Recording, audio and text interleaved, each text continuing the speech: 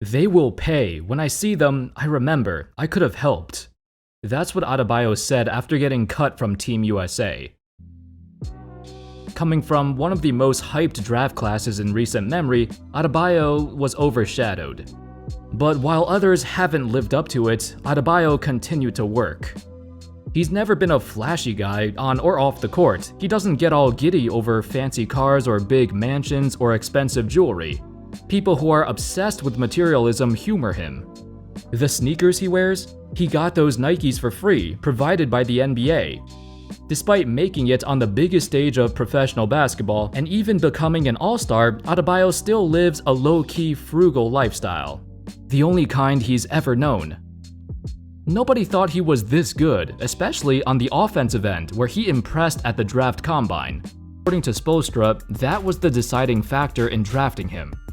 He was raised by a single mother, and she brought him up incredibly well. Growing up in a trailer home with very little resources to succeed, it was easy for Bam to fall out of line and ruin his chances at an NBA career. But because of his mother's guidance, she led him down the correct path. Even from a young age, he was wise beyond his years. Besides basketball, Bam always had a strong focus on academics. If he couldn't make it in the pros, he had a backup plan. That's how it should be. Every young aspiring athlete should look up to him. Anyway, he entered the NBA as a stable, level-headed young man, with the sole purpose to work. However, on the basketball floor, there were questions surrounding what kind of player should he be. Remember, Bam was ranked as a top 5 high school recruit back in 2015, and yet his draft stock severely dropped off after his time in college. He fell to the 14th pick. That's cause at Kentucky, Coach Calipari straight up told him not to shoot jumpers or run plays like a guard, which were skills that he displayed in high school. Calipari wanted Bam to stick to setting picks and rolling hard to the rim, essentially skills that were quite basic for any athletic big man. Bam was a victim of his own versatility. He could do so many things on the court, but because he looked like the typical athletic big man, his coaches wanted him to fill this particular role, and he did it very well. They wanted him to become a DeAndre Jordan type of player. Not because they had no faith in him, but because they wanted him to show skills that NBA teams desire for their bigs. So for his lone season at Kentucky, Bam was pigeonholed into this role. He set picks, he rolled to the rim, he grabbed rebounds, and that was pretty much it. Even though he could do so much more, he wasn't asked to do anything else because they didn't want him to. Pat Riley even said, John Calipari didn't let him do anything. A Heat executive also stated, the doubt was whether he could really do much on offense. That's the main reason his draft stock fell. He didn't get much opportunity to show his skills, and it led scouts to wonder if he could actually do those things. They forgot about his high school days, where he showed his entire offensive arsenal. In fact, if he came to the NBA straight out of high school, he'd probably be drafted higher. There was so much more to this game that's yet to be tapped into. It was in Miami where Bam was given the chance to show it. In a matter of a few short years, he went from being the backup center to Hassan Whiteside to an all-star, immediately after becoming a full-time starter. The truth is, Bam had this in him all along. He just needed the opportunity to play. You could now see everything that made him so special before college, especially the passing and the footwork. Not only was he one of the most athletic players of his class, but his fluidity and graceful movement set him apart from other bigs. Bam did not want to be a stereotype. He didn't want to resort to setting screens and catching lobs. In fact, Spoelstra noticed during practices that Bam would pass and throw more lobs to other players than catch them himself. You wouldn't expect him to play like a point center, but that's what he was. He has the ideal skill set that every aspiring big man should strive to acquire. By his third season, he averaged about 16, 10, and 5 and became a critical piece in helping the Heat reach the NBA Finals. It was that COVID-ridden season where everything came together, and Bam made his mark not just as an all-star, but one of the most complete big men we've seen in a long time. As a team, the Heat surpassed all expectations, mostly credited to Bam's insane development. He was rewarded for his efforts. Over the offseason, Bam signed a colossal 5-year, $163 million contract. He's living up to every penny, taking his game a step further. While the money and fame is great, it hasn't gotten to his head. He's still the same grounded, down-to-earth guy like he's always been. The first thing he did when signing that contract was to give back to the community. During the holiday season, he helped a single mother in Miami pay for her rent for an entire year. This mother got into a horrible car accident a few years back and struggled to work and pay rent after her recovery.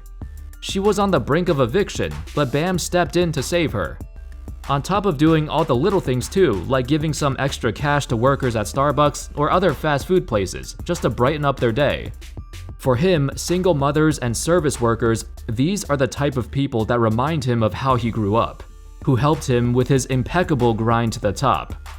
Of course, most importantly, he took care of his own mother too.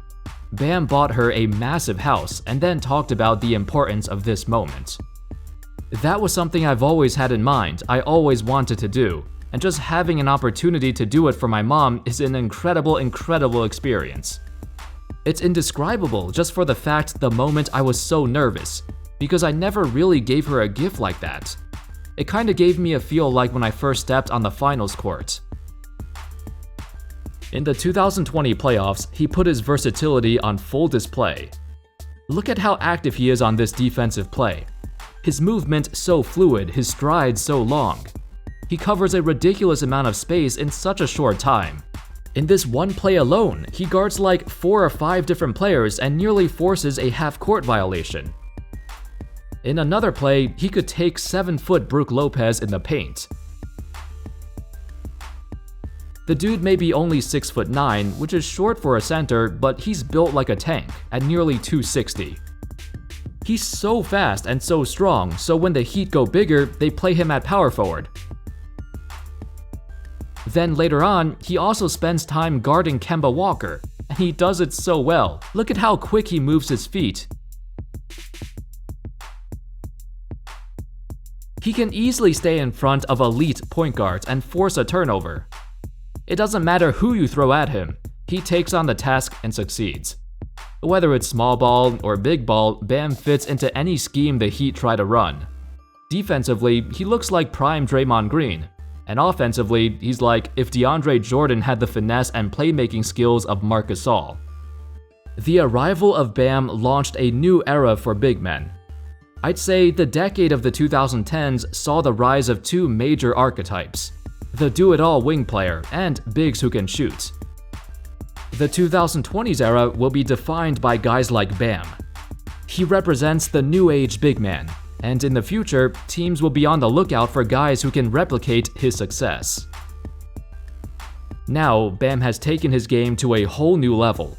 He's the de facto second option, at times the first option. While the Heat have gone through their share of troubles, with COVID and players being forced to sit out, it's been a rough year for the Miami Heat. I feel like it's more of a consistency issue, if anything. Their defense has been there through thick and thin, but on offense, it seems like they're having chemistry issues, and the shooting has dropped off. Through various injuries and illnesses, the team hasn't had much time to practice together and get things sorted out. But over time, I think they'll be fine. As they've shown before, they step it up in the playoffs. But these random losing streaks throughout the season has been quite a concern. Not sure if they can make the finals again. Then again, I didn't think they would a year ago either. Very few believed in them. Maybe they can surprise again. Anyway, that's all folks. We can all agree that Bam's been absolutely killing it, but the team as a whole, I don't know, I'm not too sure. Where do you see this team going? Do you foresee another run to the finals? Or maybe an early playoff exit? Thank you all so much for watching. I hope y'all enjoyed the video, and of course, as always, I'll see you next time. Peace.